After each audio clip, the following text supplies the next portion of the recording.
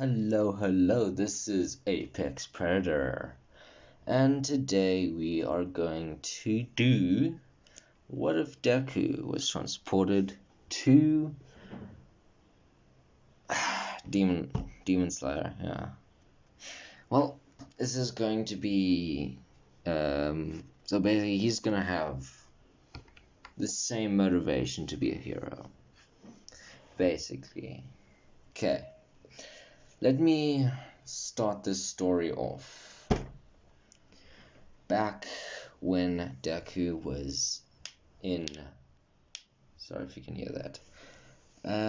Back when Deku was in My Hero. Deku is going to the quirk doctor to see if he has a quirk. They get there and they find out that he's quirkless. And saddened by this, when they go home, Deku wants ice cream so he can just cheer up a little bit. So they go out for some ice cream. Now, I'm going to take this to a completely different universe. An anonymous universe with an anonymous person. This person will be anonymous until I make an actual what if about him.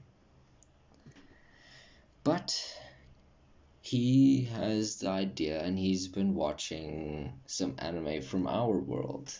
You know, actual human world where we live in. And he's watching Demon Slayer. And previously he was watching My Hero. And he was like, well, let's go make a different universe. So, what he does is, well, Deku and Enko are out getting some ice cream. This anonymous being hides his power, hides his presence, hides his appearance. He's invisible to everything and everyone. He walks behind Izuku Midoriya, and the thought of a dimensional portal comes up in his head. Breath of dimensions. That sounds like a good breathing technique. He's not going to learn anything else. I probably should make him OP in this world. But anyway, so what he does is that he, out of nowhere, teleports Izuku to a dark universe where there is sustainable air and oxygen and carbon dioxide, nitrogen, everything, all the good stuff that needs to go through your body. And this anonymous man is still invisible. And he looks through a few things, looks through this Deku's entire biology and memories. He implants something.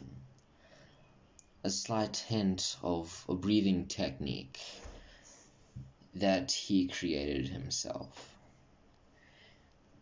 He implants the memories and the forms into his mind, the back of his mind, although, because he will only gain the power of dimension breathing in the near future. He then gives him a small bit of memory to help him go by. A bit of information, to be exact.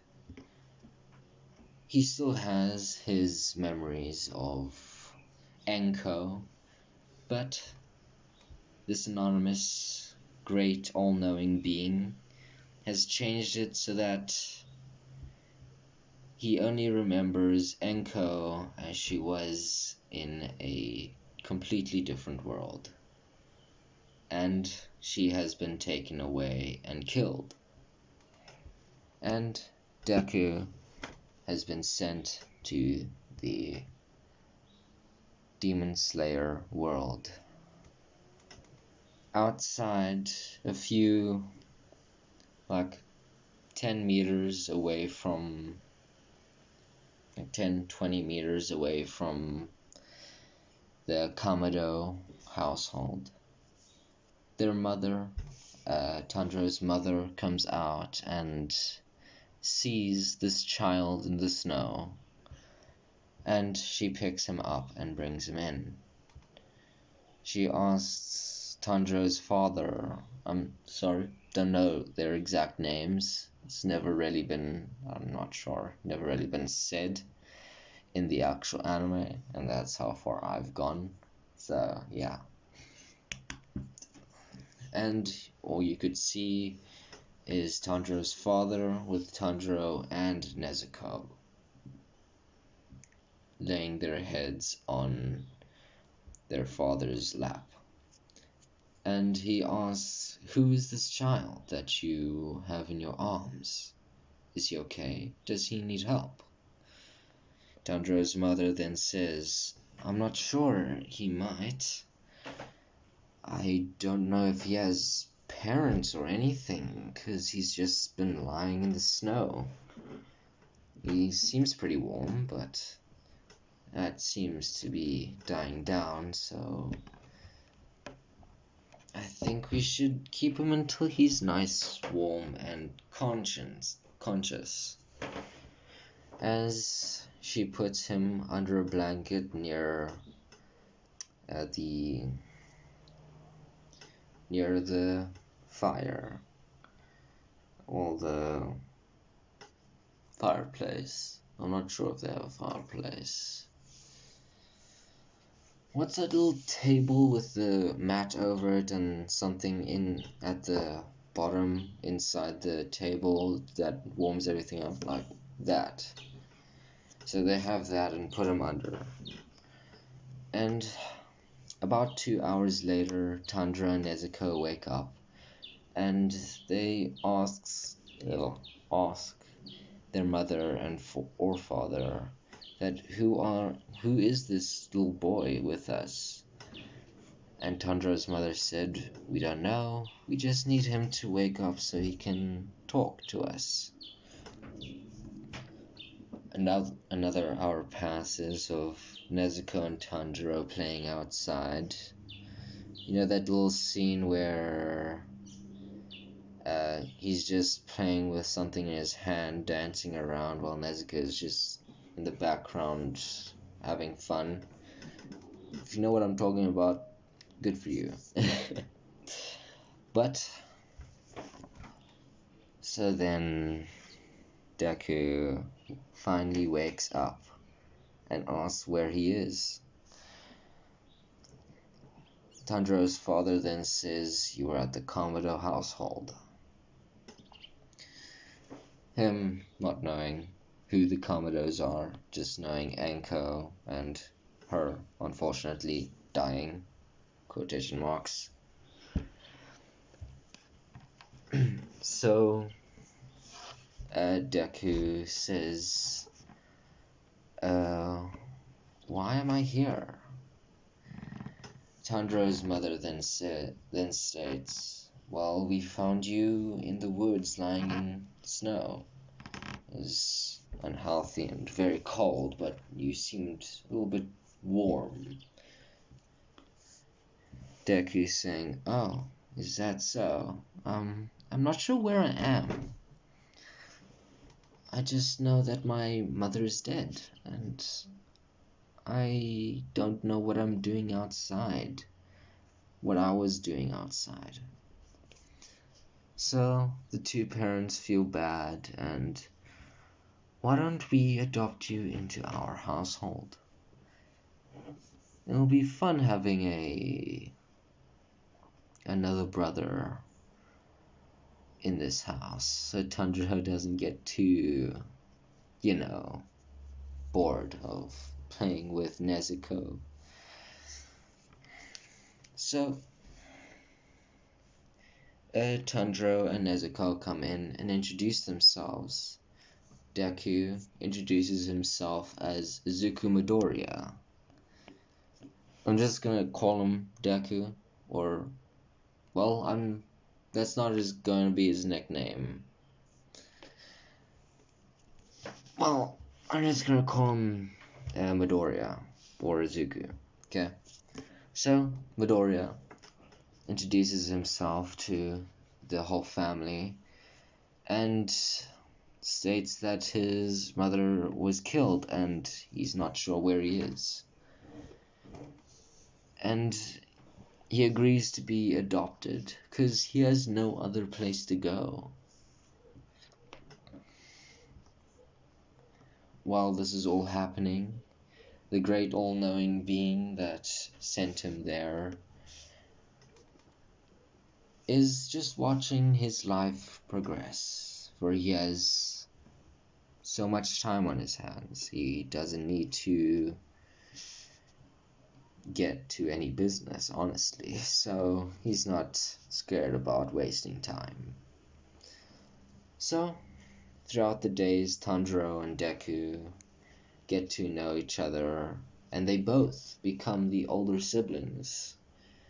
That kindness that Tundra has is not too influential, well, very influential on Deku's behavior and motives. And he doesn't know, so all he knows is that he's in this world with Enko, but Enko died. That's why she's not here with him. And while growing up,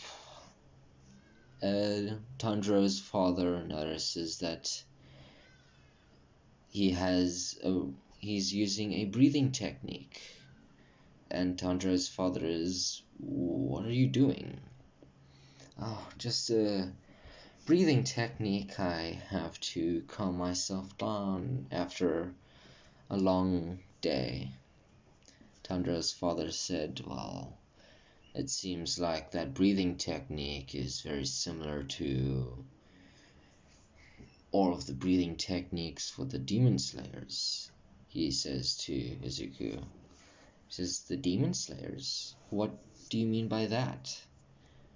Well, there's not a lot of people who actually know, because these times are getting modern and people don't exactly know about demons as much, but they are still a very big problem against everyone.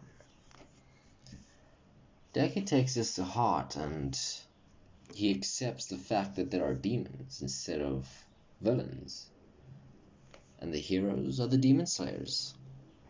So Izuku goes out and helps Tanjiro with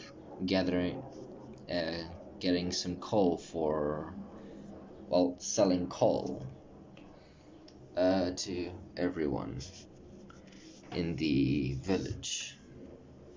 And once they're coming back, the same old man warns them about the demons and asks them, "You should come inside and stay.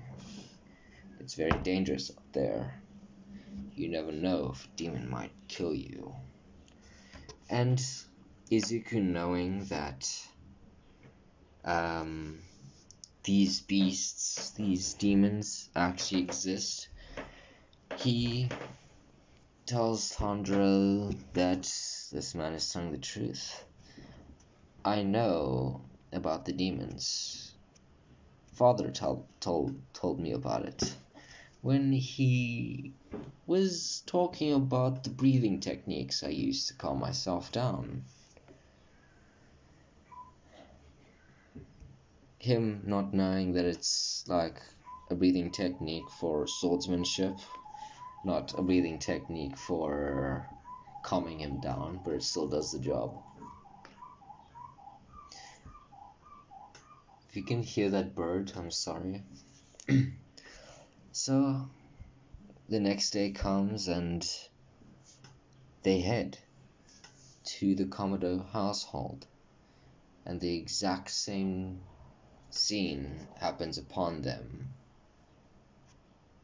Deku falls to his knees right in front of Nezuko, and Tundra takes a look what is inside of the house and sees all the dead corpses of his own family.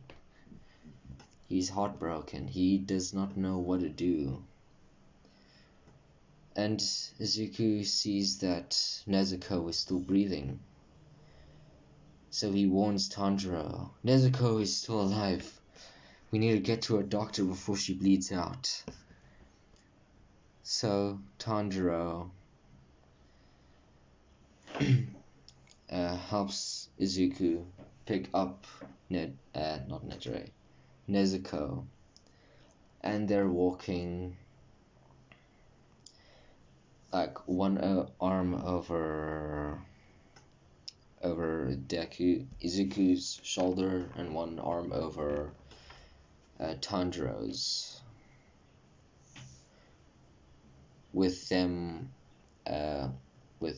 holding Nezuko by the back and legs with both their arms at the same time, just running, and Nezuko starts to freak out a bit, and it pushes Deku over, falling with Nezuko while Tundra was falling as well, still holding on to Nezuko and Izuku. They fall, and Nezuko rolls over all the way to a tree and starts to get up. The two boys stand up and walk to check if Nezuko is alright, but are abruptly stopped by a demonized Nezuko. Midoriya, holding her one arm away from Tundra, and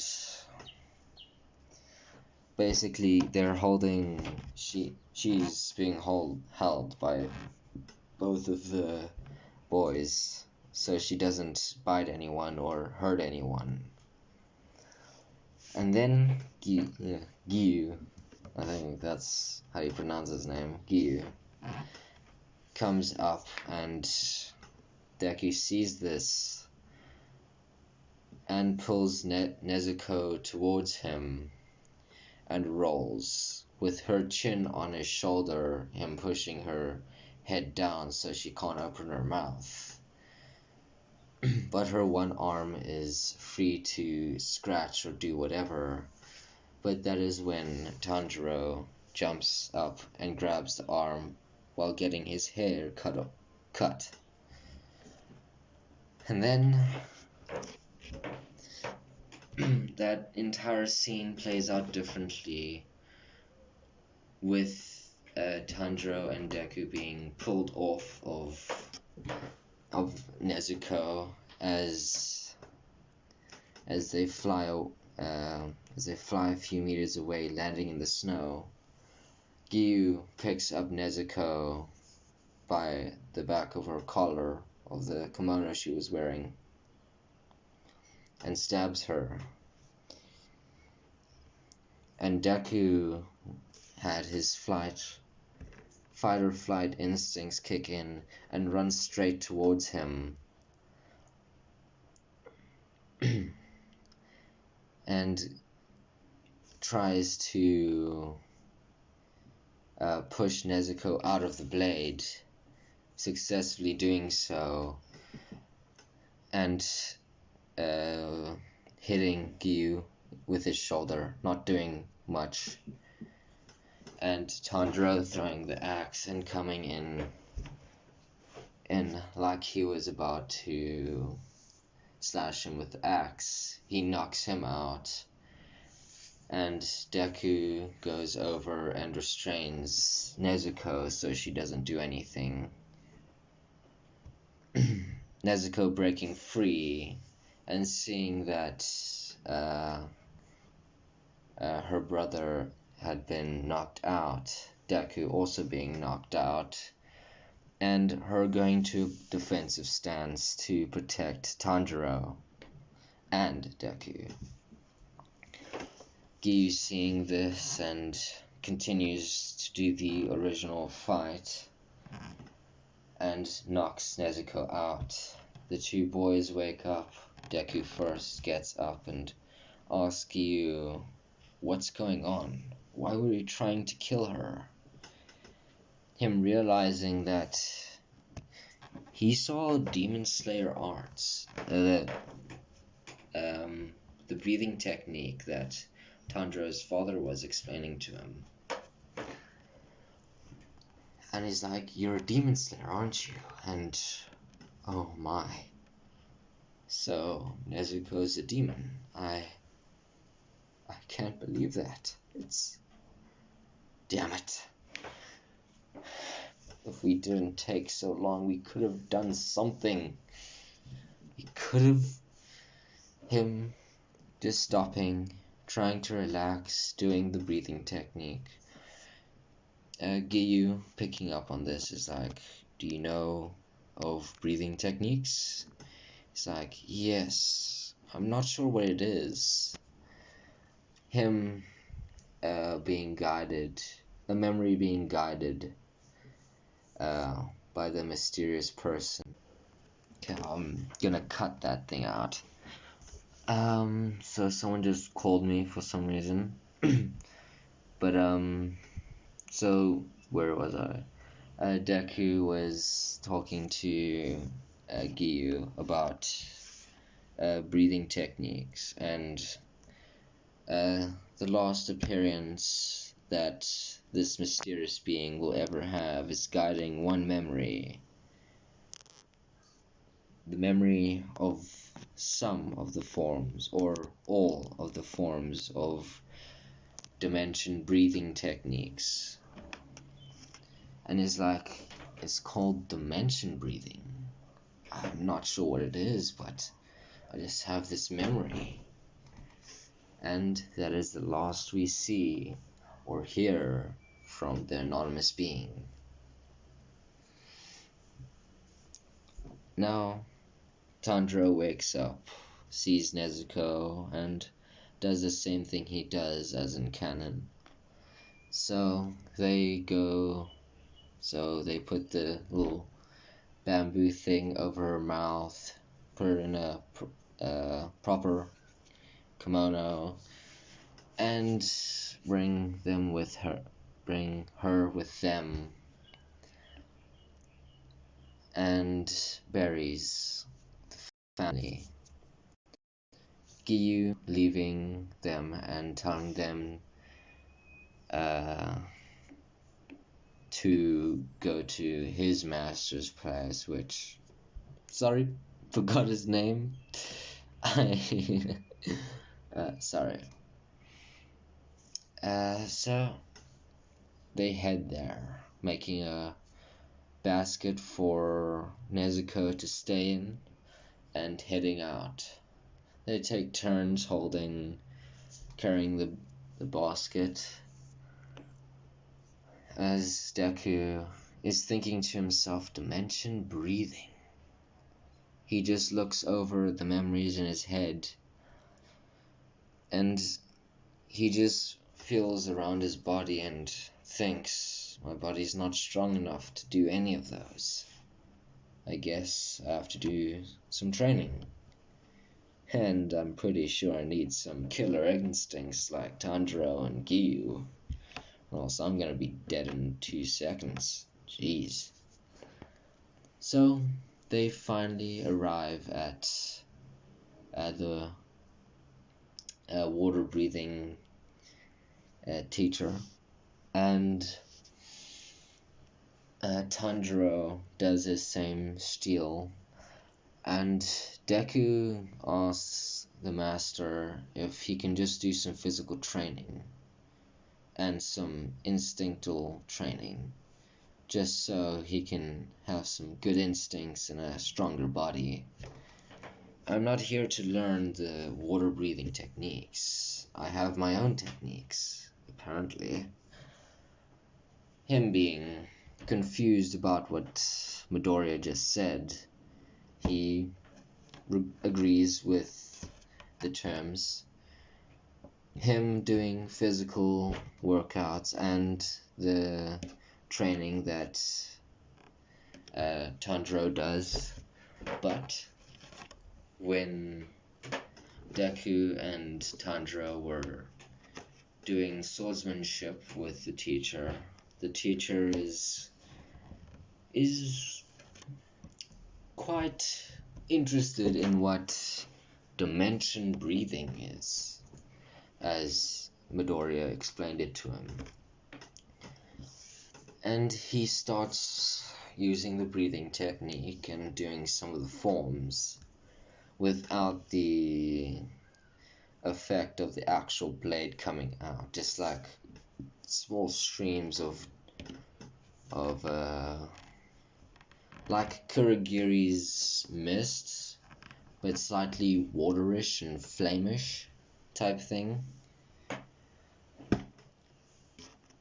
So like a purple water fire type thing. It's hard to explain.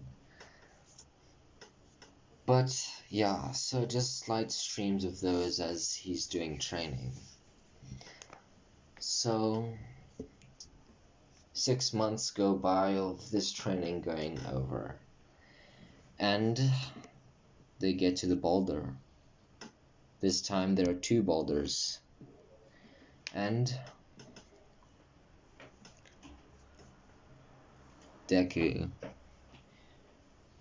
is in that moment, and he just feels the compressed stone